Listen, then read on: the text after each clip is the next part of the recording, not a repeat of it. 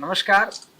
TGS आज चौहटन मठ डूंगरपुर जी के इस पवित्र धाम में पहुंचा है और यहाँ मारवाड़ का कुंभ कहें तो भी मुझे लगता है कि कमी होगी कि बहुत बड़ा मेला जिसका आयोजन काफ़ी बार यहाँ हो चुका है और अभी इसी सप्ताह इसकी तैयारियां पूर्ण होने जा रही है और अगले सप्ताह चौहटन में सुई अपोषण मेला भरा जाएगा। इसके संबंध में यहाँ के मठाधीश श्रीदेव श्री श्री 1008 बाप जी जगदीशपुर जी महाराज से बातचीत करेंगे, आशीर्वाद लेंगे।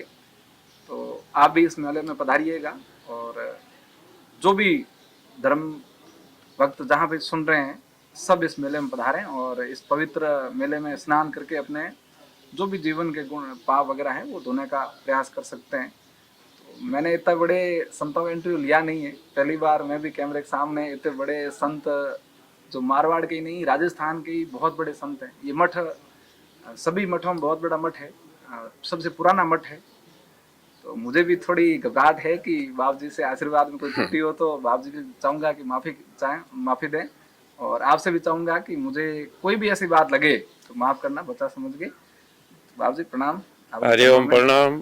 पहले सर्वप्रथम महाराज जी समाधि वाले डूंगरपुर जी महाराज जगदम्बा धर्मराज जी को नमन करते हुए और आपकी टीम का यहाँ मठ आने पर स्वागत। और आप किन किन बातों की जानकारी लेना आपको जरूरत है? मुझे बाप जी सबसे पहले तो ये जानना है कि चौहटन मठ का इतिहास कितना पुराना है? जी, चौहटन मठ का इतिहास तो मेरे से 12 पीढ़ी हो गई मठ मनतों के हिसाब से। और भावपुर जी महाराज जो डूंगरपुर जी के गुरु थे उनकी धुनी जैसलमेर है और जैसलमेर से हमारा परिवार आगे बढ़ता बढ़ता डूंगरपुर जी महाराज आए, फिर हरदत्तपुर जी वैसे करे 12 पीढ़ी हो गई। और 300 साल पुराना धुना मानते हम। और हमारी शाखा पोखरण में भी है, वो दूसरे नंबर पे है, दूसरी गादी। डूंगरपुर जी के दूसरी गादी जोगतपुर जी महाराज हुए तो वो पोखरण वानोलाई तालाब है जोधपुर रोड पे, तो वो भी धुनी महाराज जी की है। और एक मैन तो गादीपति यहाँ थे पर कुछ समय के लिए वहाँ रहे तो उनका शरीर वहीं छूटा, इसलिए वो भी हमारी शाखा है। ऐसे 12 पीढ़ी हुई है और 300 साल पुराना धुना है। पहले सर्वप्रथम महाराज जी ने चौहटन में धुना, जो पुलिस स्टेशन चौहटन है इसके आगे खेजड़ी का वृक्ष है और वहाँ पुरानी धुनी वहाँ है। तो बस पुलिस स्टेशन वो पहले अपना पड़ाव महाराज जी ने वहाँ रखा। फिर महाराज जी ने यहाँ भ्रमण किया तो उसी जगह ऊपर वाली पहाड़ी पे टेकरी पे रखी और ये इस जगह को चिन्हित किया कि यहाँ भजन के लिए उनको लगा होगा, विश्राम में आराम मिला होगा, आत्मा में चिंतन में आराम मिला होगा, एक चित हो के। और इन्होंने फिर वहाँ धुना ऊपर लगा दिया। और उसके बाद में परंपराएं मठों की मंतों की होती है, गादीपतियों की। उस परंपरा में हमारे मठ भी 12 पीढ़ी तक मंत हुए, शिष्य हुए, मंत सिद्ध पुरुष भी हुए। तो उनकी व्याख्या भारत में भी है और पाकिस्तान तो अब हुआ है, 47 से पहले कोई पाकिस्तान नहीं था। तो हमारे मठ के भगत पाकिस्तान में भी सिंध प्रांत में, बाद में पाकिस्तान हुआ, पहले सिंध प्रांत बोलते थे। तो उसमें भी मठ के अनुयायी हजारों की तादाद में है। जैसे सोनी परिवार है, माली है और खत्री है, दर्जी है, सुथार है, राजपूत है, सभी डूंगरपुर जी महाराज के अनुयायी बहुत से। और मोची जो जीर्णगर कहते हैं, नए चमड़े का काम करते हैं मोची, उन लोगों का भी संख्या हैदराबाद है, कराची है, मीरपुर में ज्यादा है। वो महाराज जी के भगत थे, मीरपुर खास ऐसे, और सलाम कोट वगैरह, मिट्टी, ये हिंदुओं के गांव हुआ करते थे। अभी भी हिंदू है वहाँ। तो मठ का आना जाना मठ के साधु संतों का सिंध इलाके में भी रहा। और उसके बाद में यहाँ महाराज जी ने पड़ाव लिया तो मठ का विस्तार होते होते अब हम अखाड़ा, जूना अखाड़ा से भी जुड़े हुए हैं। हरिद्वार जूना अखाड़ा सोलामढ़ी से मैं पहले संगठन मंत्री था, अब मैं संरक्षक हूँ सोलामढ़ी के। साधु संतों ने वो माला मेरे गले में डाली है। और अपना मठ बाड़मेर और बालोतरा जो संस्था है हमारी 10 नाम सन्यासी संस्था, उनकी अध्यक्षता भी हमारे मठ को दी हुई है। और ऐसे में वीरात्रा ट्रस्ट भी माता जी की सेवा में मैं हाजिरी देता हूँ। और मठ का जो हमारी संस्था बनी है उसका अध्यक्ष और महंत एक ही है।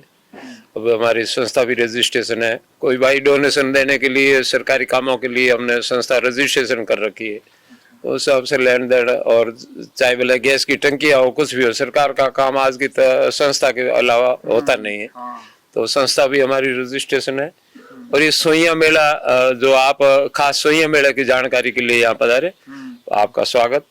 तो सोइया मेला ये कभी 14 साल से, कभी 12 से, कभी 7 साल से, कभी 5 साल और 3 साल, ये अवधि इस मेले की रहती है।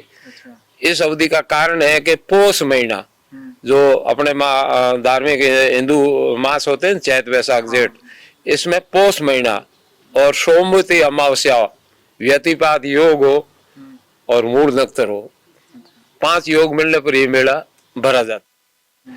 तो इस बार वृद्धि योग है, व्यतिपात योग ना हो के वृद्धि योग है। वृद्धि योग भी अच्छा है, शायद दूसरे तीसरे योग की उत्पत्ति में भी वृद्धि योग मैंने देखा लिखा हुआ है, उसकी उत्पत्ति शुरुआत हुई एक योग की, तो उसमें वृद्धि योग है। तो वृद्धि योग कोई कम चीज नहीं है, व्यतिपात हो तो अति उत्तम वृद्धि योग है। जैसे मूल नक्षत्र भी है और वृद्धि योग है, सोमवार है, अमावस्या है। और खास ये बात अपने को इस बार अलग से मिल रही है कि अमावस्या और सोमवार का मिलाप पूरा दिन है।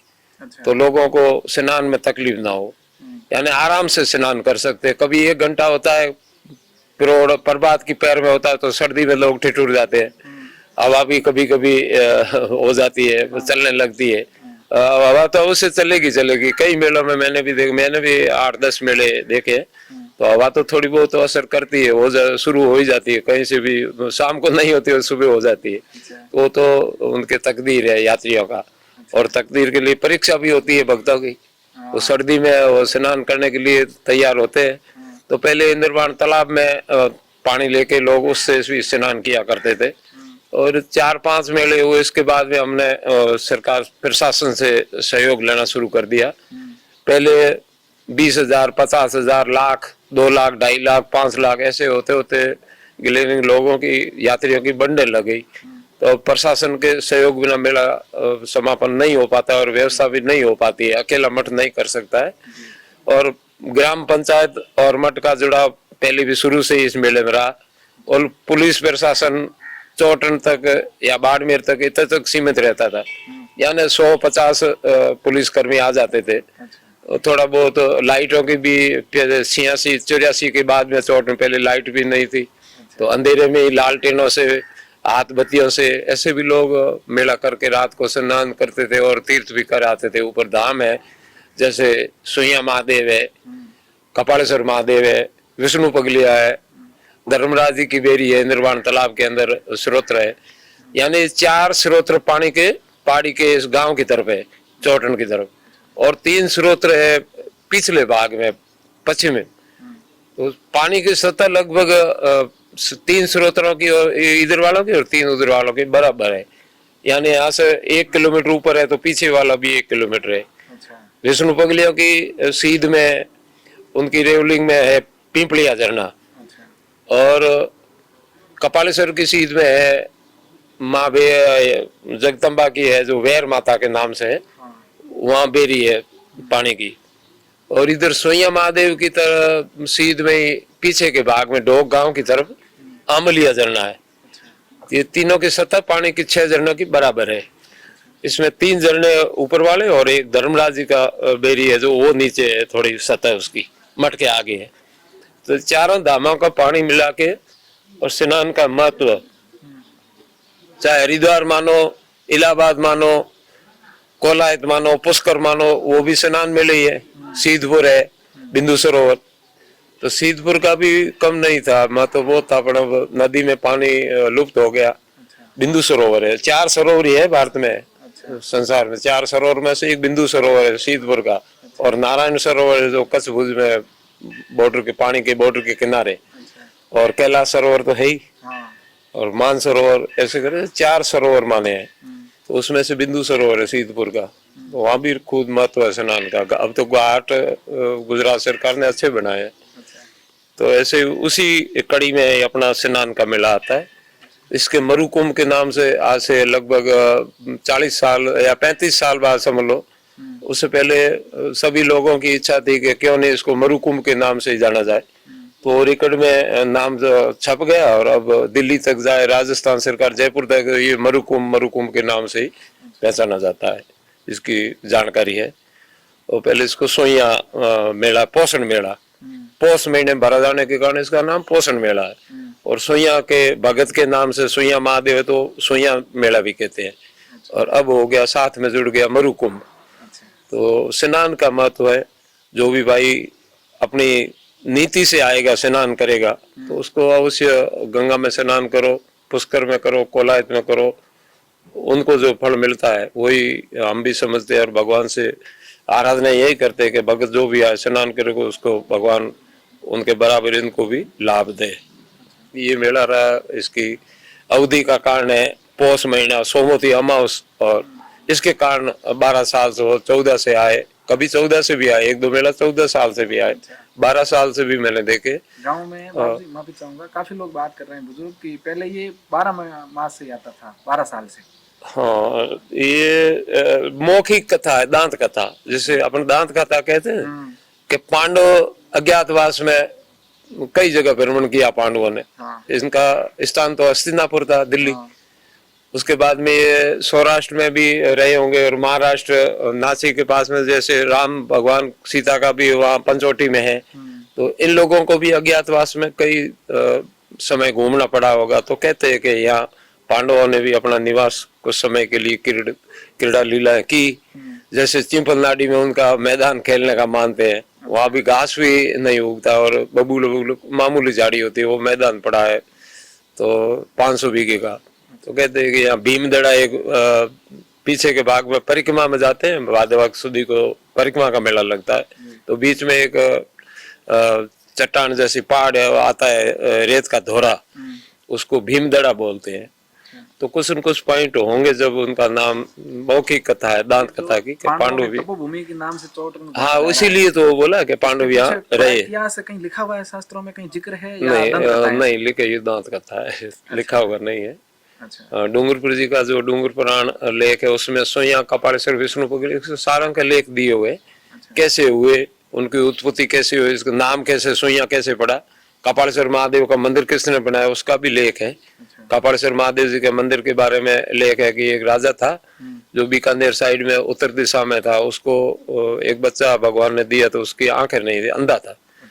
तो फिर उसको रात को स्वप्न में आया कि तुम पश्चिम दिशा में चला जाओ और एक मेरी छोटी डेढ़ी आएगी, डेढ़ी यानी छतरी, छोटी जो पूजा को उसको डेढ़ी बोलते हैं।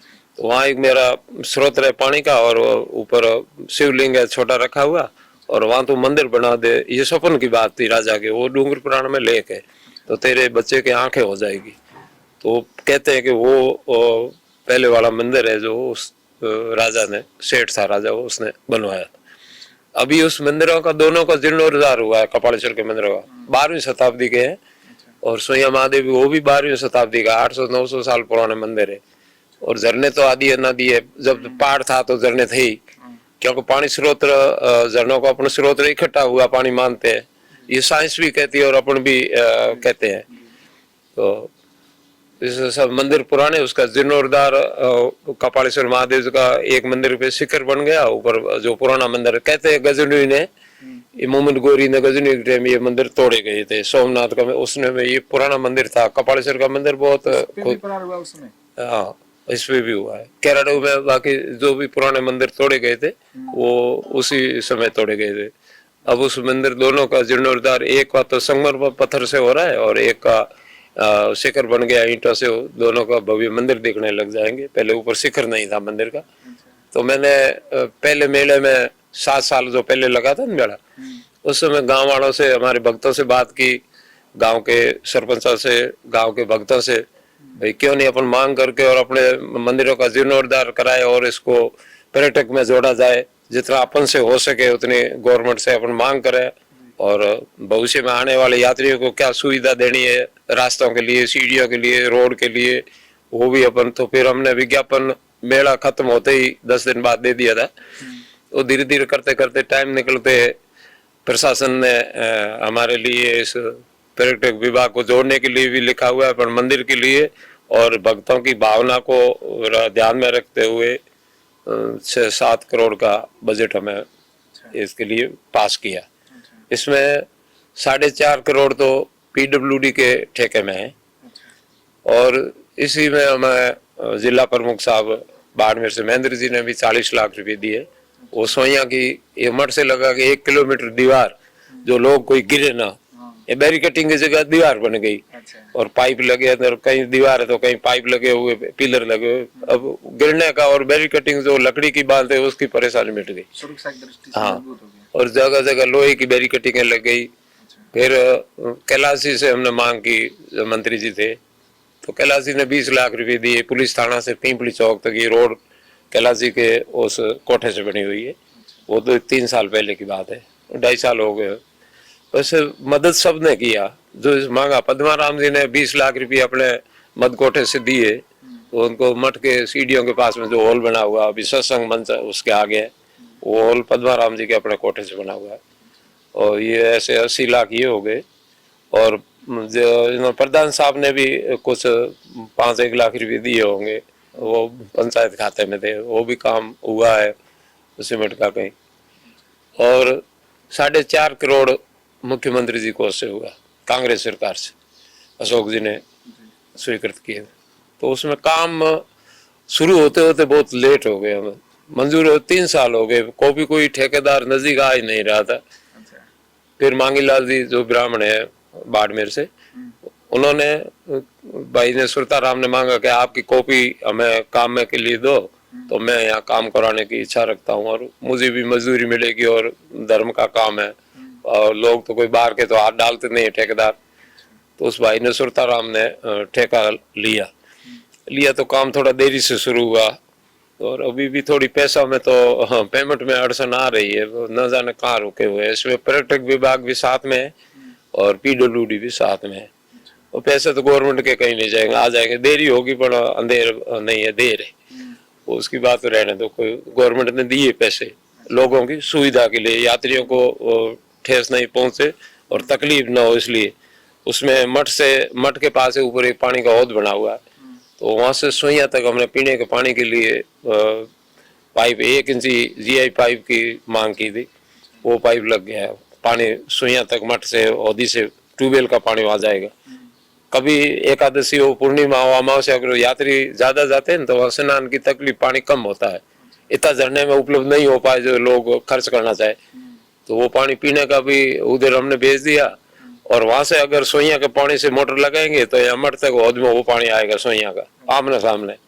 भगवान के चरणों में हम भी इधर से भेजे, भगवान हमें वापस सोइया का पानी भेजे। ये भी चल रहा था कि इस बार मंदिर ऐसी व्यवस्था कर रहा है कि जो ऊपर पवित्र जो पानी नहाने के लिए स्नान करने, हाँ ये बात तो शहर की सारी पाइपलाइनों में, हाँ ये हमें 2 मेड़ों से 3 मेड़ों के बाद में यही कर रहे हैं हमेशा ही। आज से 25 साल के बाद में जो टाइम होता है जब उस टाइम में हम 10 लीटर 5 लीटर जो भी झरना में पानी मिलेगा, विष्णु पगलिया से एक आदमी को टाइम पे भेज देते हैं, एक को कपालेश्वर, एक को विष्णु सोइया और एक को धर्मराज जी इंद्रबाण में जो बेरी है, उसके चारों में से पानी मिक्स करके जो गांव में सप्लाई के हौद है, वाटर सप्लाई, उसमें मिला देते हैं। अगर ट्यूबवेल कोई खुला है तो उसमें भी छींटा डाल देते हैं। वो एक छींटा डालो गंगा जल का तो बराबर है, और वो नहीं उपलब्ध है तो औदियों में हम डाल देते हैं, तो औदी का ही पानी वापस गांव में सप्लाई होती है। सभी घरों में नल हो ही जाएंगे। और मठ के बाड़े के आजू बाजू में अब की बार 500 टूटियां लगी है। हाँ, पहले मेले में 250 थी, अब की बार सुविधा बढ़ चढ़ के मांगी हमने, तो 500 टूटी स्नान के लिए। उसमें लेडीज के लिए एक पार्क का दीवार बनी हुई है, पार्क है, वो अंदर का भाग हमने लेडीजों के लिए, उसमें 70-80 टूटी लगेगी, वो माइया बाइयों के लिए अलग से व्यवस्था रखी है। जेंट्सों के लिए बाहर दीवार के सार में, और वो पानी चलता रहेगा। उसमें इंद्रबाण में हो सका तो इंद्रबाण से ऊपर हौद है नजदीक में, तो वहाँ मोटर से हम पानी पहले भी उसमें चालू रख देते हैं। आधा इंची की मोटर, आधे वाली पाइप और आधा हॉर्स पावर की मोटर, तो धीरे धीरे पानी उसमें मिक्स होता जाता, वो नीचे आता जाता था। ऐसा भी करते हैं, अभी करेंगे। तो पानी में लोगों को ऊपर जाने की और भगदड़ में जाने के लिए, पानी के लिए न जाए और दर्शन के लिए जो जाएंगे तो उनका स्वागत है। और वो भी अनुशासित, प्रशासन की कोई राह न तोड़े, प्रशासन की कोई बात को न माने, ठेस पहुंचे उसको, ऐसा नहीं है। प्रशासन को यात्रियों को सहयोग देना पड़ेगा, जब जाके होगा। प्रशासन अकेला करे और यात्री हट कर ले, नाटकबाजी करे, गुंडागर्दी करते, वो नहीं चलेगा। यात्रियों से हम अनुरोध करते हैं कि आप शांति बनाए रखें, प्रशासन आपकी सेवा के लिए है, मठ के साधु संत आपकी सेवा के लिए, चौटन गांव पूरा आपकी सेवा में खड़ा है, तो आपको भी अनुशासित रहना पड़ेगा। स्नान के लिए आपको कोई तकलीफ नहीं, आने जाने के लिए पहले कपालेश्वर जाने के लिए मठ होके एक ही रास्ता था इंद्रवान तालाब के पास में, तो अब इधर से जाओ और कपालेश्वर से 1 किलोमीटर नीचे सड़क बन गई है, तो उधर से निकासी हो गई, इधर से जाने का हो गया। मठ से सोया जाया जाता है और वापस राजपूत वास में नीचे सीढ़ी है, गांव में उतरती है, उस सीढ़ियों से निकासी, आने का रास्ता नीचे उतरने का उधर से होगा। वो प्रशासन ने सब रास्ते तय कर रखे हैं, तो उसी हिसाब से ही चलना पड़ेगा यात्रियों। कितनी संख्या अनुमान कर रहे हो आप? अब संख्या तो पहले डीटीओ साहब ने पहले में 10 लाख आंकी थी, अच्छा, क्योंकि रात में वो भी गाड़ियों का धंधा करते हैं, निगरानी करते हैं, गाड़ियों की चेकिंग किया करते हैं, उनको पता था कि कितने लोग आए, वो नाकाबंदी में थे बाहर। तो 16 लाल जी डीटीओ हमारे मठ के भगत भी है और साधु संतों जो अच्छा प्रेम रखते हैं, तो 16 लाल जी ने बताया था कि बाबूजी संख्या तो 11 लाख तक हो सकती है, 10-11, पर पुलिस प्रशासन ने, सरकार ने जो हमारी सेवाओं में प्रशासन तत्पर था, कलेक्टर साहब थे, एसपी साहब से सारे, उन्होंने अब की बार हम 15 लाख तक अंदाज लेके चलते हैं कि भाई 15 लाख आ सकते हैं यात्री। प्रशासन से मांग भी हमने 15 लाख की व्यवस्था के लिए मांगी है। इसमें 3000 पुलिसकर्मी एसपी साहब ने, और कल हमारे यहाँ आईजी भी पधारे थे, उन्होंने भी कह दिया 3000 से ऊपर ही भेजेंगे महाराज जी। और जो टीमें मेला रात दिन करवाती है ना, उन सीआईओ को, उन डिप्टियों को यहाँ लगवाएंगे, तो उनको जानकारी है मेलों की। और हमारे यहाँ डिप्टी साहब है अभी, वो भी बुद्धिजीवी है बहुत, और सोमकर्ण जी हमारे सीआई साहब है, वो भी तत्पर अच्छे एक्टिव मेहनती है, कोई भी आलसू नहीं है। और हमारे एसडीएम साहब है मैडम, तो वो उनको भी शौक है मेले का। और कलेक्टर साहब से भी हम 1-2 बार मिले, तो उन्होंने भी कहा हमारे कोई चिंता जैसी बात नहीं, आपका मेला हम अच्छा कराएंगे। जैसे जसाराम जी बोस साहब है, 2-3 बार आ चुके हैं यहाँ, एसपी साहब जी 2-3 बार पधार गए, रात को भी यहाँ पधारे थे एसपी साहब।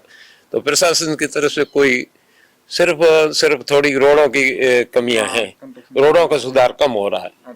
जैसे पटड़ियां हैं, झाड़ी कटिंग है, तो वो रोडों का है, तो कहीं गरीब का है, कहीं पीडब्ल्यूडी का, अभी 10 दिन है, वो लोग करेंगे, हमें भरोसा है कि वो पूरी सुविधा देंगे लोगों को।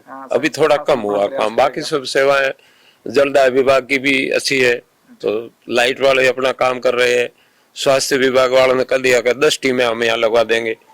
और बाड़मेर से जैसे अग्निशमन की गाड़ी, 2 गाड़ी हमने वो मांगा कि एक गाड़ी छोटी हमारे मठ परिसर के नीचे रहे और बड़े वाली मेला मैदान में रहे। बाबू जी, एक रोकना चाहूंगा, छाप लगाने का क्या प्रोसेस है? अब छाप जो है, गोलाकार छाप बनी हुई है, वो है शिव का प्रतीक, यानी शिवलिंगाकार, जो जलेरी और नंदी और आकार होता है नहीं, जैसे लिंग बीच में ऊपर और जलेरी बोलते, शिवलिंगाकार, उस आकार की प्रकृति उसमें है।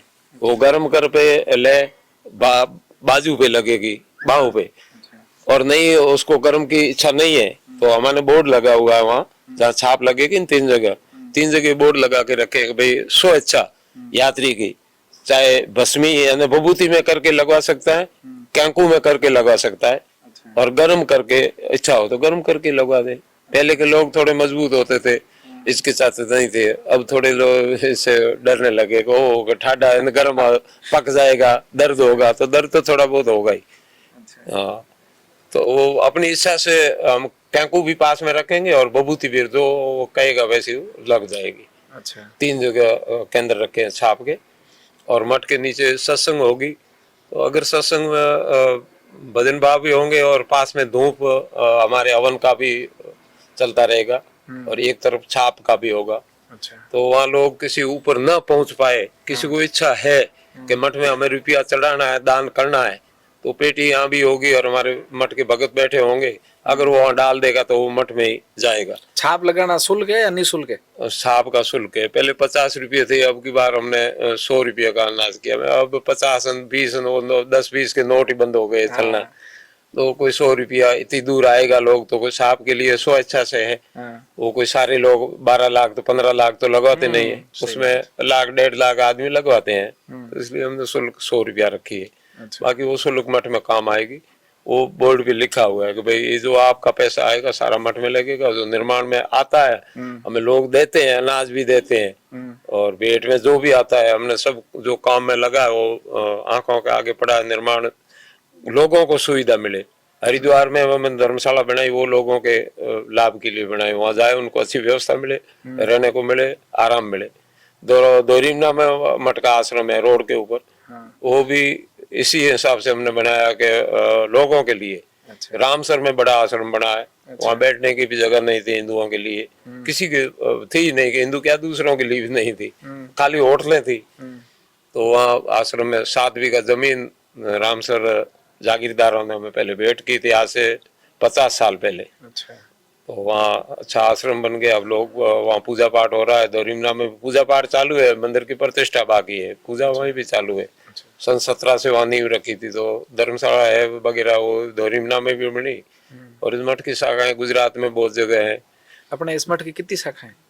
मठ की शाखाएं पोखरण में है, उमादेसर है, कुर्सी है, धनारी है, उधर साइड में जोधपुर की साइड में 4-5 है, परालिया है। अच्छा। और लवेरा है बावड़ी के पास में, नागौर रोड पे। अच्छा। तो 5 तो उधर हो गई। और गुजरात में 2 सांचौर में। अच्छा। तो दीनगढ़ में भी मेरा जन्मभूमि का गांव, उसमें भी लोगों की इच्छा थी तो वो जमीन किसी ने भेंट की, तो वहां भी धूना बन गया है। अच्छा। तो जगह जगह दोरीमना में, रामसर समझ लो, जयसिंदर वाला मठ वो अपनी मठ शाखा का है। पाकिस्तान में अपनी शाखा है? पाकिस्तान में छाछरो तहसील है, यानी बॉर्डर से 50 किलोमीटर, रडली गांव है। तो वहाँ अपनी मठ की शाखा है, 2-3 मंदिर बने हुए अच्छे, फोटो वोटो और मोबाइल में लोगों को भेजता रहता है। आपकी बातचीत होती है वहाँ से? तो बात तो कर लेते हैं, कभी 4-5 महीने से, कभी ज्यादा बात हम उनसे, वो तो बार बार फोन कर दे, वीडियो भेजे कभी कि आज हमारे जागरण है, सत्संग है। अच्छा। बात काम हो तो कर लेते हैं। आप गए नहीं कभी वहाँ? नहीं, हम गए 87 में, मैं और फतेहपुर जी महाराज। अच्छा। 6 महीने पाकिस्तान में हम रहे। अच्छा। तो बहुत सारे अपने वहाँ भक्त अनुयायी है। अच्छा, वहाँ के संत रडली भक्त में वगैरह भी यहाँ आ पाते हैं? वहाँ के भक्त यहाँ आते जाते हैं? वीजा लेके बाड़मेर तक वीजा होती, बाड़मेर से होली तरफ नो एंट्री है। अच्छा। उनको हमें मिलना हो तो हमें बाड़मेर बुला लेते हैं। अगर वो जोधपुर रुके हो तो हम जोधपुर चले जाते हैं मिलने के लिए। अच्छा। यहाँ आने की तो उनको परमिशन नहीं है। अच्छा। क्योंकि 14 इस हाईवे जैसलमेर और अहमदाबाद हाईवे जो चलता है, इससे होली तरफ पाकिस्तान वालों को वीजा गवर्नमेंट नहीं देती। अच्छा। अगर हमसे कोई मिलना चाहता है वो कि बाप जी हम आ नहीं पा रहे हैं, जोधपुर हैं, आप पधारो, तो हम चले जाए, भक्तों का आशीर्वाद के लिए वो बुलाते हैं तो जाते हैं। अच्छा। अच्छा। यहाँ नहीं बुलाते उनको, भाई मैं इधर आना मना है। अच्छा, आपसे जुड़ा सवाल है, आपने ये संन्यास धारण कब किया और तो मेरे कैसे तो किया? लोग आपसे बहुत संकोच खाते हैं, लोग पूछ नहीं पाते हैं। काफी नहीं, लोगों ने मेरे को कहा कि ऐसा बाबू कुछ जी नहीं से है। पूछना कि बाबू जी खुद के जीवन के बारे में। नहीं, ऐसा कुछ नहीं है, मैं भी एक साधारण जीवन वाला ही हूँ। नहीं बाबू, साधारण नहीं है, साधारण हम लोग।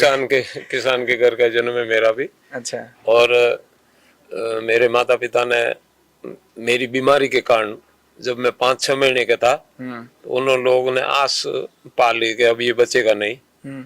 ज्यादा बीमार होते पहले, बीमारियां कई तरह की होती तो बच्चों का इलाज होता ही नहीं था। अच्छा।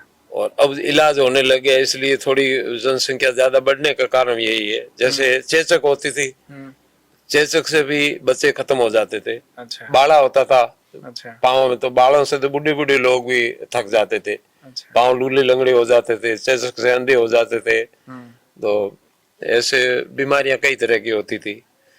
तो थक के और उन्होंने फिर लास्ट में महाराज जी के पास आए, फतेहपुर जी के, और मेरे पिताजी के अच्छी मेल मुलाकात, प्रेम भाव था। अच्छा। तो बाबा जी ने कहा कि ये बच्चा मेरे को दे देगा तो तेरे रहे या नहीं रहे, या तो तेरे आंखों के आगे तो रहेगा। तो हमारे पिताजी ने, वीर महाराम जी ने बोला कि अर्पण बाबू जी आपके यहाँ तो हमारे कोई बात नहीं। अच्छा। तो मेरे से 2 बड़े भाई थे उस टाइम। अच्छा। मैं तीसरे नंबर पे था, उसके बाद 2 भाई मेरे, हम 5 भाई थे। अभी एक भाई को स्वर्गवास हो गया। तो फिर महाराज जी को सुपरन को भेंट कर दिया। और उसके बाद में हम यहाँ दीनगढ़ से हमारा परिवार पूरा फतेहगढ़ रहने लगा, 4 साल वहाँ रहे। अच्छा। तो मैंने 4वीं तक, जब मैं 6 साल का था यहाँ से गए, तो वहाँ जाते ही स्कूल में हमारा एडमिट करवा दिया। फतेहगढ़ी स्कूल थी कोट के अंदर छोटी। अच्छा। तो 4 साल तक मैं वहाँ पढ़ा, चौथी में पढ़ता था। फिर बाबूजी फतेहपुर जी वहाँ गुरु महाराज पधारे, माधोपुर जी दोनों। अच्छा। गाड़ी उस टाइम में भी मठ में जीप थी। अच्छा। तो अपने साधन से वहाँ आए और कहा कि अब बस पढ़ता है तो वहाँ चौटन में ले जाए, और स्कूल नजदीक है और रहना सीखेगा और संस्कार सीखेगा, इसलिए हमारे साथ भेज दो। अच्छा। तो एक मेरा बड़ा भाई और हम दोनों यहाँ आ गए। अच्छा। तो वो भी 10वीं पास की उन्होंने, और मैंने 7वीं पास करके फिर यानी 25 साइसा 67, जो 25 का काल था वो। हाँ अच्छा। 68 69 में स्कूल मेरे को छोड़ना पड़ा, क्योंकि वो पुजारी थे हरदानपुर जी, वो यहाँ से निकल गए कि मैं हरिद्वार जाऊंगा घूमने के लिए। तो फिर बाबू जी ने बोला भाई हम तो, माधोपुर जी भी उस टाइम बुजुर्ग थे, मदनपुर जी भी बुजुर्ग, अच्छा। बाबू जी फतेहपुर जी भी बुजुर्ग, और शंकरपुर जी भी, 4 मूर्तियां थी यहाँ। बाकी मजदूरों से काम होता था सारा। अच्छा। तो फिर बोला कि बाबू जी ने कहा भाई अब तेरे को स्कूल छोड़ना पड़ेगा, पूजा दोनों टाइम करनी पड़ती है मंदिर की। अब सुबह 7 बजे के स्कूल का टाइम और 7 बजे पूजा से निवृत्त होता नहीं जाया था, 2 घंटे पूजा में लगता। फिर मैंने स्कूल 7वीं पास करके छोड़ दी। अच्छा। और फिर उसके बाद में 2 साल के बाद में मठ का कारोबार, चाबियां, लेन देन, वो सारा मेरे जिम्मे आ गया। अच्छा। बुजुर्ग थे साधु संत, और बाहर भी ज्यादा उनको आना जाना पड़ता था। तो मठ का काम धीरे धीरे मैंने संभाला ही था, और आज भी मैं देख रेख कर रहा हूँ जैसे मेरे से हो पा रही है। नहीं, बढ़िया कर रहे हो आप पहले तो। से सेवा का ही था भाव, और अभी भी मेरा वही है। अच्छा। आज दिन को भी बाहर से आया तो फिर साधु संतों के लिए बिस्तर बिस्तर अंदर सेट किया, पूरा हॉल आपने नहीं, देखा। वो तो मैं पिछले 2 दिनों से देख रहा हूँ। तो वो 2 बार और आया था, उसमें भी आप यहाँ रोडों पे सारा खुद खड़ा रह के काम करवा रहे हैं। हमारा हर कर्तव्य काम बनता आप है। खुद देख रहे हैं, तो खुद की इतने देख लोग रेख हो आते रहा हैं है। तो देखो टाइम निकल जाएगा। मेले के बाद में भले अपन कुछ भी करे तो लोग नहीं देखेंगे, उनको सुविधा नहीं मिलेगी। हमारी इच्छा है कि लोगों को सुविधा मिले, इसमें तकलीफ बाप ना जी, हो। हमारे जैसे गृहस्थी जीवन के लोग ये कहते हैं कि बाबा होंगे ठीक है, बाबा कोई बस तकलीफ नहीं है, ठीक ही बाबा है। आराम है। देखो मैं आराम आपको ये जानना चाहूँ नहीं, हमें कोई कि कष्ट सन्यासी जीवन में क्या ही अनुभव है हमारे गृहस्थी जीवन देखो और सन्यासी जीवन संन्यास को संन्यास समझ ले हाँ। कि हमारा घर है और हमारा कर्तव्य है, और हमें भगवान ने भेजा है, इसलिए हमें ये जगह मिल रही है। तो अच्छा। कोई तकलीफ है नहीं। अच्छा। और जीव घर में पड़ा है, उधर इधर उधर भटके तो तकलीफ है। अच्छा। बाकी हमने तो जब से मैं आया उसके बाद में घर तो कोई 2-4 दफा ही गया होऊंगा। अच्छा। घर तो नजदीक है, कोई दूर नहीं है। और ज्यादा हट कर लेके भाई कोई शादी है ऐसा है तो जाए, बाकी घर वालों से तो बिल्कुल कट होना पड़ता है। अच्छा। अगर साधु का जीवन निभाना है तो, और संतपना करना है तो उनसे जब बेल पीछे से अलग होगी तो भी उसका, तुम्बे की बेल है तो फल तो उसमें अलग होगा तो भी तांता, नहीं तो तांता उधर से लगा हुआ होगा, नहीं तो जाएगा। अच्छा। घर से तो तांता तोड़ना पड़ता है। अच्छा। नाता और तांता यहाँ सभी। इतना बड़ा मैनेज कर रहे हो आपने, आपने लगभग ये पूरा खड़ा करवाया है। तो ये जब हमने से नहीं करे, ये मैंने तो भी काफी चर्चाएं करी तो बाप जी के नेतृत्व में हम यहाँ जब सब बैठे कुछ हुआ रहते है। हैं ने, आप जब ये काम संभाला उस समय आज में आपने कितना संघर्ष किया इसको खड़ा करने में, इस बड़े तो संघर्ष की बात आप जो आज से 30 साल पहले, आज 40 साल पहले गांव के लोगों को सबको ध्यान है। हाँ। सादगी का जीवन था मेरा। इस मठ का कारण नहीं, हर एक मठ में था, घरों में भी यही था। झूपे थे, कांटों की बाढ़ थी, यहाँ भी कांटों की बाढ़ थी, अपने बैठे हैं ना इधर सारे कांटों की बाढ़ थी। अच्छा। कई मेले उस कांटों की बाढ़ में भी हुए। अच्छा। तो अब ये 10-20 साल 25 साल बाद में धीरे धीरे जैसा लोगों का भाव बढ़ा, और हमें भी लगा कि अब कुछ हम भी प्रगति करें। अच्छा। जैसी आधुनिक समय की मांग है, मांग के साथ में हम चलते हैं। इतने स्टैंडर्ड हम नहीं करते हैं, पर थोड़ी मांग के साथ में चलना पड़ता है। अच्छा। बाकी ज्यादा स्टैंडर्ड आप कहीं देख लो हमारे सादगी का है। अगर कुर्सी की जगह जरूरत है तो कुर्सियां भी है, और टेबल की जगह है तो टेबल रखनी पड़ती है। स्टैंडर्ड वाली वो चीज नहीं। लाख लाख रुपये एक सोफा का लोग देते हैं। अब एक कुर्सी का लाख रुपया, तो फिर वो क्या हुई, स्टैंडर्ड ही होगी नहीं, जरूरत नहीं हुई उसकी। सही बात। जरूरत तो देखो 500 रुपये वाली कुर्सी 1000 की समझ लो, 2000 की समझ लो, इससे ज्यादा खर्च करे। और शोभा ये 12-13 हजार 15 हजार का है, इस अपन 2 लाख का रखेंगे, लोग कहेंगे देखो बाबा को पैसे दिए और ये फिजूली खर्च कर रहे हैं। अच्छा। तो जरूरतमंद तो करना पड़ता है, फिजूली खर्चे के लिए हमारा भाव नहीं है। हमने कई भंडारे भी, 2-3 भंडारे यहाँ भी किए गुरु महाराज देवलोक होने के बाद में, सांचौर में भी किए, कहीं भी करते हैं फंक्शन तो सादगी का टेंट। एक रात के लिए अपना 1 करोड़ रुपया टेंट के दे दो, वो किसमें कोई उसके लिए किसी को दो नहीं, कहीं भवन बना दो, स्कूल में बना दो, धर्मशाला में दो, प्याऊ लगाओ, सफा खाने में दे दो।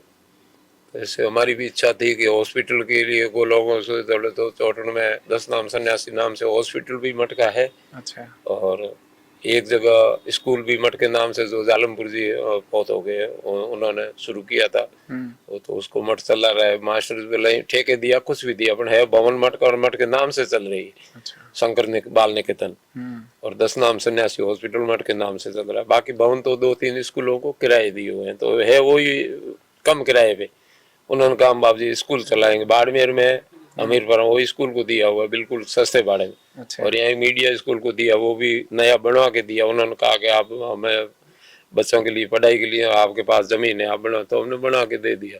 पुण्य का काम है ये, परमार्थी, इसको परमार्थ काम कहते हैं। अपने लिए नहीं, दूसरों के लिए उसको परमार्थ। आज के बाकी संतों का अगर बात करें तो काफी ताम झाम रखते हैं, काफी डेकोरम रखते हैं। आप बहुत जमीन से जुड़े हुए, बहुत भक्ति से जुड़े हुए रहते हैं। आपको कभी नहीं लगता कि उनको थोड़ा सोचना चाहिए? सोचना चाहिए। मैं कहता हूँ जो लोग कांच के दरवाजे और एसी में बंद होके बैठते हैं नहीं, हाँ। मैं जहाँ जाता हूँ उनको कहता हूँ भैया तो दरवाजा खोल दो या बाहर आ जाओ, मिलना बात करना हो तो बैठना, जाजम बाहर ले। हकीकत की बात, मैं झूठ नहीं कहता हूँ। हाँ। संध्या की बेड़ा अच्छा। मैं कई जगह अब ऐसे संत वो नारद के बाद अंदर, मैं अंदर बंद होके हम नहीं बैठेंगे, बाहर आ जाओ, या तो जाजम बाहर ले लो या फिर दरवाजा खोल दो। अच्छा। तो आपको एसी में बैठने का शौक है तो मक्खियाँ आती है। मैं को मक्खियाँ तो अपने साथ में ही रहती, मक्खियाँ कहाँ जाएगी। तो सादगी का जीवन हमेशा अच्छा रहता है। इस बात पे मेरी चारपाई खुले छप्पर के नीचे आप देखते हो। बिल्कुल। और मैं गर्मियों में भी छत पे ऊपर सोता हूँ, बोले पंखा लगा लेता हूँ, कूलर लगा लेता हूँ। ऐसी में लोगों के लिए, सेवा के लिए तत्पर है। ऐसी भी, ऐसी की जगह ऐसी भी है।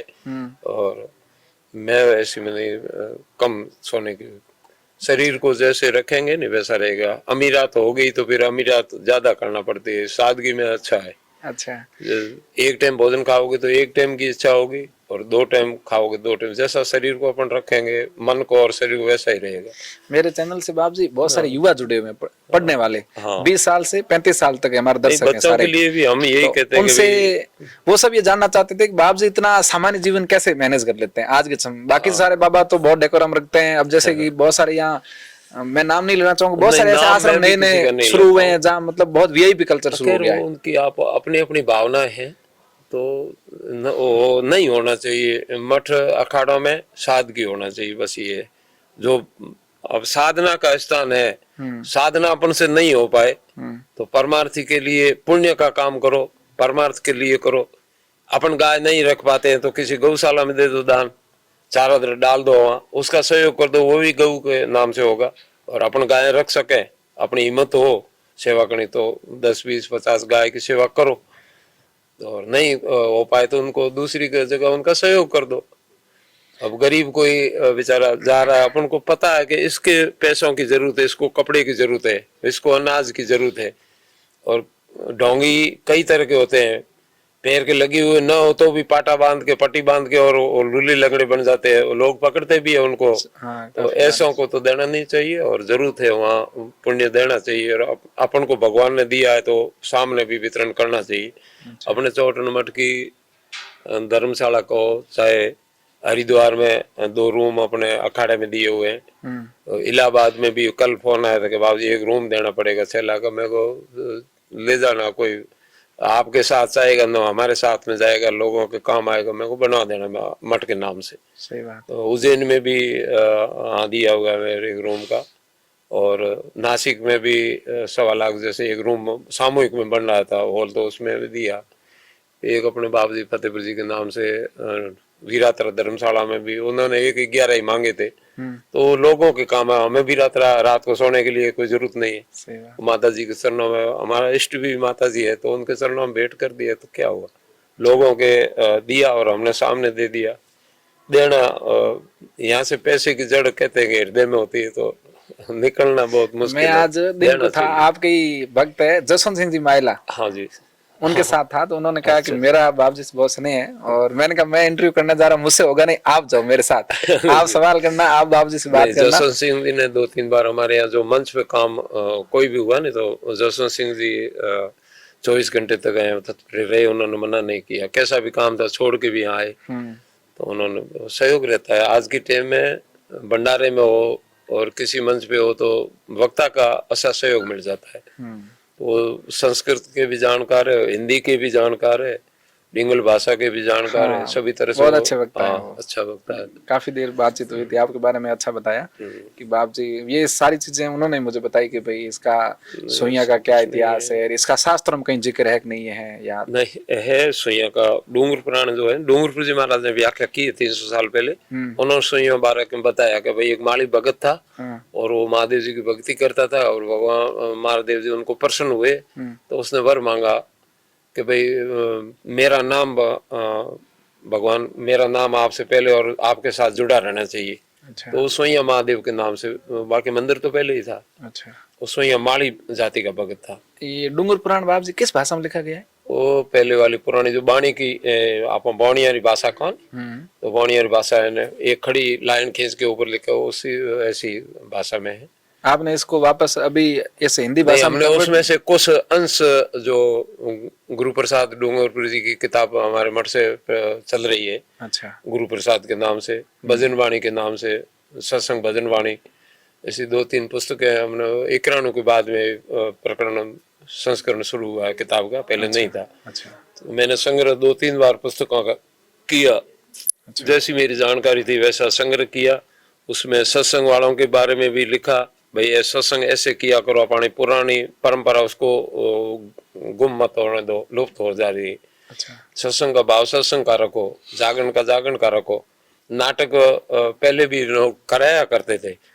गांव में जो राजा सेठ साहूकार होते थे ना, वो पब्लिक को नाटक के लिए कोई आजाद नाटक तो वो नाटक करके और पैसे वो देते थे और पब्लिक के लिए वो कराते थे गांव चौटे में। अच्छा। जैसे रामलीला हो गई, भरतरी की लीला हो गई, रामदेव जी की लीला हो गई, ऐसे हरिश्चंद्र राजा का नाटक, ये नाटक तो शुरू में ही चलते थे। अच्छा। तो वो नाटक की बाजी अब मंच पे आ गई सत्संग जागरण के साथ। अच्छा। वो नहीं होना चाहिए। इससे बाप जी आपको दुख होता है कि जब ऐसा देखते हैं तो? दुख तो होता, मैं कभी कभी वहां से उठ जाता हूँ, सही बात है। अच्छा। तो देखने वाले बहुत है, उनको ठेस पहुंचती देखता हूँ नहीं तो मैं वहां से छुट्टी ले लेता हूँ। अच्छा। मैं को भक्तों को ठेस नहीं पहुंचे और मुझे पता है कि वो ऐसा नहीं करेंगे तो भीड़ कम हो जाती है, वहाँ संख्या बच्चों की कम हो जाएगी और औरतें भी उठ के चली जाएगी, देखने के लिए इच्छुक ज्यादा होते हैं लोग। अच्छा। तो फिर मैं वहाँ से छुट्टी ले लेता हूँ। अच्छा। आपका मन न बिगड़े और आपको ठेस नहीं, आप करते रहो। बाप जी वक्त बदल गया, समय बदल गया, लेकिन आपने अभी तक अपना विचार नहीं बदला है। आज भी सादगीर वही, अभी तक आपके नियम और वही कानून कायदे लेके चल रहे हो। देखो भजन वाणी है ना, जो महात्मा हुए हैं, जैसे लखमा जी हुए माली, बनानाथ जी हुए, रैदास हुए, सूरदास जी हुए, मीराबाई हुई और डूंगरपुर जी महाराज तो है ही। डूंगरपुर जी महाराज के भजन वाणी है जो वाणी 4 तरह की होती है, परा, पसंती, मधुआ और बेकरी। बेकरी वाणी कहाँ से उत्पत्त होती है एंड गाने के लिए उसका कहाँ तक दौड़ा है, और परा वाणी का कहाँ तक है, परा वाणी में क्या शब्द काम में लिए जाते हैं। जैसे कबीर जी ने कह दिया ना कि वो सूर्य भी नहीं था और वो भी नहीं था, ये परा वाणी में आता है। अच्छा। जो इसका ना ही ना होता है ना कि वो नहीं था, नहीं था, एक चंदा सूर भी नहीं था, वो भी नहीं था, ये उस वाणी को परा वाणी मानते हैं। अच्छा। और बेकरी वाणी है वो गुरु महिमा में आती है। अच्छा। बेकरी वाणी वाला भजन कर सकता है, पार उसमें फायदा है। परा वाणी वो तो बहुत कठिन खोज करने वाली वाणी है। अच्छा। जैसे कबीर जी के और संतों के आपस में वाद विवाद है नहीं, बनानाथ जी के, गोरखनाथ जी के। गोरख जी ने बोला मेरी खोजी खोजेगा तो कबीर जी ने कहा मेरी गाय गाएगा बोर धक्का खाएगा। अच्छा। तो गोरखनाथ जी ने कहा मेरी खोजी खोजेगा तो बहुत आनंद सुख पाएगा। अच्छा। खोजना कर लेगा तो वो आनंद सुख पाएगा। तो खोज करना और उसका अर्थ करना बहुत कठिन काम है। बाबू जी आपने इसमें और पढ़ाई करी क्या हिंदू शास्त्रों में? आप तो 7वीं तक पढ़े हैं। शास्त्र तो पढ़ने का टाइम ही नहीं मिला। मुझे जो है भगवान की, उनकी समाधि वालों की और गुरुओं की कृपा से संगत का ही है बस। अच्छा, क्योंकि जैसे- आपने जब 7वीं छोड़ के भक्ति शुरू कर दी तो फिर मेरी पूरे मठ का भार आप पर था। उठ बैठ हमेशा ही साफे वालों के साथ नहीं रही, अच्छा यानी बुजुर्ग लोगों के साथ मेरा उठना बैठना हुआ। अच्छा बच्चों के साथ खेलने में ऐसा मेरा नहीं था।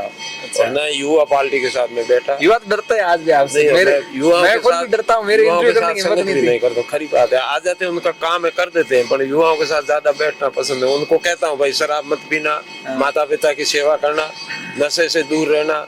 अगर पढ़ाई के लिए बाड़मेर जोधपुर आपको भेजा तो पढ़ाई करना, मोटरसाइकिलें इधर गलियों में मत घूमना। मैं कहता हूँ बच्चों को भी अपने जो माप तोल है नहीं, मर्यादा में रहो, तो संस्कार अच्छे सीखो। बच्चों को भी मेरा कहना तो यही है। बच्चे ये कहते हैं कि हमें समय से ये है कि जो आज की सकाचौंध की जिंदगी है ना, जिसके अंदर सब कुछ बढ़िया बढ़िया दिख रहा है, बड़ी गाड़ियां, बड़े कपड़े, बड़े गोल्ड तो के सपने हैं उन लोगों तो के। इसलिए खुद क्या मन को कैसे कंट्रोल करें? मन को कंट्रोल नहीं होता है, बात ये तो है। बच्चे कैसे मन कंट्रोल करें? करोगे तो धीरे धीरे आदत हो जाएगी। अच्छा। क्यों नहीं होगी? मौन रखता है नहीं तो 1 महीना पर मौन रखते थे, फिर वो गाली गलौज बोलेगा ही नहीं। मौन धारण करके ऐसे ही आत्मा में मौन रख लो कि मैं किसी से बुरा ना कहूँ। चाहे मौन मत रखो, पर आत्मा में तो मौन दिल में तो रख सकते हैं ना। सही बात कि मैं गाली गलौज नहीं करूंगा, मैं बुरी चीजों की तरफ नजर नहीं दूंगा, महंगी चीज माता पिता को पैसों की ठेस पहुंचे वैसा काम, इतनी चीज में मांग नहीं रखूंगा। आज मोबाइल की मांग रख ले माँ बाप से, शाम को घर जाके 20,000 का मोबाइल लाओ तो कहाँ से लाएंगे? अच्छा। तो 6-7 हजार वाला मोबाइल में भी फोटो दिख जाता है, 12,000 लगभग 18,000, तो वो 50,000 वाला मांगेंगे तो माँ बाप को तकलीफ होगी ना। सही बात। वो कंट्रोल, दिल, बच्चों को जीव कंट्रोल रखना चाहिए। अच्छा। तो ये बात मेला है। खास बात ये है भगत लोग आएंगे सोइया मेला में, जो हमसे तत्पर्य सेवा होगी वो सेवा देंगे। और भक्तों को भी मेरी तरफ से यही रहेगा कि भाई आप अपनी रीति से चले और व्यवहार पुलिस के साथ अच्छा रखें। बाप जी, इस पे आप बता दो, स्नान करने का जो है ना, हाँ। ये लोग ऊपर नहीं जाए, भक्त लोग बस ये ऊपर जाना ही नहीं है। स्नान की टूटियों की व्यवस्था हो गई है और पानी हम उसमें मिला देंगे। ऊपर ऐसे दर्शन के लिए खाली जाओ, सोइया जाओ, कपालेश्वर जाओ, मठ जाओ, विष्णु पगलिया जाओ, दर्शन के लिए आप घूम लो, रात भर घूमो, दूसरे दिन भी घूमो। स्नान की तकलीफ के लिए ऊपर आपको जाना ही नहीं है। ये भक्त कितनी तारीख शुरू हो जाएंगे? भगत 29 को सुबह 10 बजे आना शुरू हो जाएंगे और समापन कितनी तारीख? समापन 30 को रात्रि तक रहेगा। अच्छा। इस टाइम तक तो पहले भी था, अब की बार भी रहेगा। क्योंकि लंबा समय स्नान का तो लोग सुन के वापस आएंगे, पूछेंगे कि भाई आप गए क्या? हाँ स्नान तो के चालू है, तो हम आ रहे हैं। जैसे सांचौर है, गुजरात है, जालोर है, सिरोही, वो लोग दिन को निकलते हैं उधर से। अच्छा। तो दोपहर तक तो आने का रहता है। अच्छा। फिर निकासी तो वापस 4 बजे के बाद में गाड़ियां शुरू होती, तो रास्ता लंबा चौड़ा है, ट्रैफिक जाम हो जाता है। तो फिर रात को भी कई 12 बजे तक की गाड़ियां वापस नहीं मुड़ पाई थी। एक के पीछे छोड़ दी तो वो ड्राइवर नहीं आया तो निकला कैसे बीच में? तो लोगों को तकलीफ जरूर होती है, ट्रैफिक की जरूरत है और पार्किंगों की थोड़ी अव्यवस्था होती है। अच्छा। क्योंकि जमीन नरम जमीन है, ओखली, उसमें गाड़ियां फंस जाती है, तो वो तकलीफें हैं। बाकी स्नान की तकलीफ है, न आने की, रोडों की कोई तकलीफ नहीं, पार्किंग की और गाड़ी घुमाने में वो तकलीफें थोड़ी है। तो जनता से हम कहेंगे भाई आप इतनी दूर आ गए हो तो तकलीफें सहन करना, और भक्तों को परीक्षा के लिए भगवान ऐसे तकलीफें देते तो आप कोई उसमें बुरा मत मानना। प्रशासन का सहयोग देना, प्रशासन अपना सहयोग देगा तो आप प्रशासन के साथ रहेंगे तो मेला अच्छा होगा। तो धन्यवाद आपकी टीम को। थैंक यू बाप जी, आशीर्वाद। जो आपने प्रचार के लिए इतना काम किया, संदेश